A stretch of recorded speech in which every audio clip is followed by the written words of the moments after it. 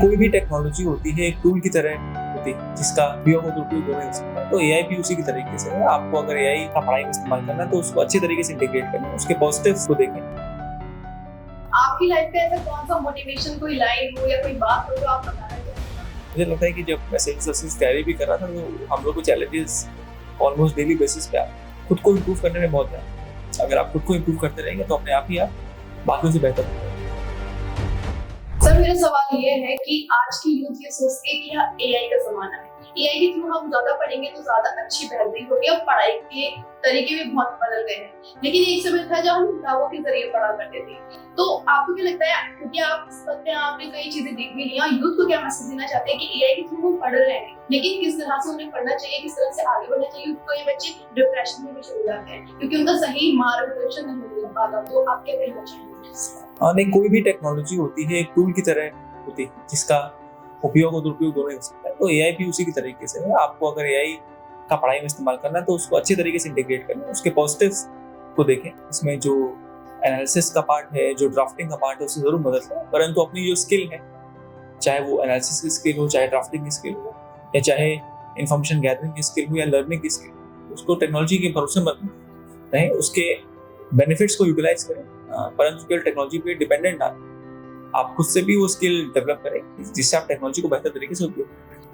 अभी भी कुछ माता पिता ऐसे हैं जो बच्चे को सोचते हैं फोन हाथ में होता है बच्चे के, लेकिन वो सोचते हैं बच्चा तो कुछ और ही देख रहा है। लेकिन बच्चा अगर पढ़ नहीं रहा होगा तो पेरेंट्स भी करने के लिए रोक टोक करते हैं। पेरेंट्स को क्या कहना चाहेंगे कि बच्चे को इस तरह से आगे बढ़ने दिया जाए? नहीं, हर चीज में हम शायद देखें कि मिडिल ग्राउंड जो होता है, मध्यम मार्ग बहुत ही जरूरी है। तो चाहे टेक्नोलॉजी हो, चाहे फोन हो, चाहे आर्टिफिशियल इंटेलिजेंस हो या किसी भी अन्य तरह की टेक्नोलॉजी हो, उसका हर तरह का उपयोग समझें। तो अगर बच्चे भी इस तरह की टेक्नोलॉजी का इस्तेमाल करें, जरूर मॉनिटर जरूर करें कि बच्चे क्या इस्तेमाल कर रहे हैं, उसको किस तरीके से इस्तेमाल कर रहे हैं, और मॉनिटर करने के बाद आप जरूर उनको उपयोग करें। तो क्योंकि अगर आप नई टेक्नोलॉजी से बच्चे वेल वर्स नहीं होंगे तो वो बाकी लोगों से कम्पीट करने में उनको समस्या है।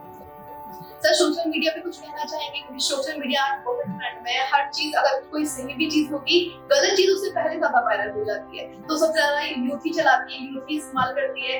पढ़ाई से हटके बच्चे जो स्कूल में पढ़ने वाले होते हैं वो भी फोन के जरिए कुछ ना कुछ देखते रहते हैं। तो स्कूल में पढ़ने वाले बच्चे और जो आजकल मोबाइल का बहुत ज्यादा इस्तेमाल कर रहे हैं कोविड के बाद से, तो बहुत ज्यादा, उनके लिए क्या कहना चाहेंगे? पढ़ाई को किस तरह से लेना चाहिए? पढ़ाई तो फिर बहुत ही इंपॉर्टेंट है, और कोविड के पहले भी, कोविड के बाद भी टेक्नोलॉजी चाहे जितनी भी आगे आती है, पढ़ाई का कोई भी ऑल्टरनेटिव नहीं है। पढ़ाई मोस्ट इंपॉर्टेंट है, तो पढ़ाई पे जरूर ध्यान देना चाहिए। सोशल मीडिया की जहाँ तक बात है, उसका यूजेज कम होना चाहिए,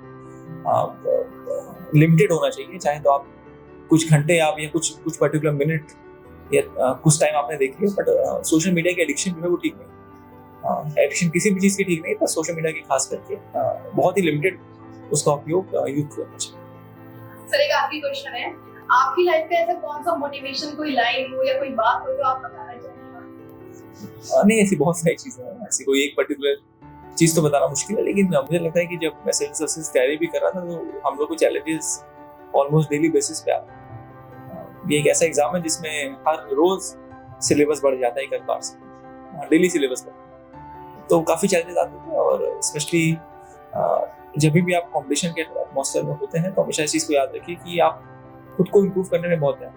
अगर आप खुद को इम्प्रूव करते रहेंगे तो अपने आप ही आप बाकियों से बेहतर हो जाएंगे। खुद को खुद से कम्पीट करेंगे, और जब खुद को खुद से ऑनेस्टली कंपेयर करेंगे और कम्पीट करेंगे तो जरूर आप पाएंगे कि आपके अंदर मूलभूत बदलाव